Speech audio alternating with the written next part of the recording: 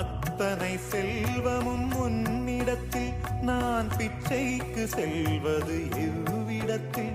வெறும் பாத்திரம் உள்ளது என்னிடத்தில், அதன் சூத்திரமோ அது உன்னிடத்தில்.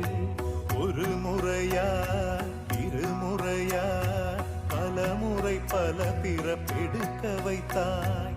புதுவினையா பழவினையா கணம் கணம் தினம் என்னை துடிக்க வைத்தாய். பொருளுக்கு அலைந்திடும் பொருளற்ற வாழ்க்கையும் துரத்துதே. உன் அருள் அருள் அருள் என்று அலைகின்ற மனம் இன்று பிதற்றுதே. அருள் விழியால் நோக்குவாய், மலர்பதத்தால் தாங்குவாய். உன் திருக்கரம் என்னை அரவணைத்துனதருள் பெற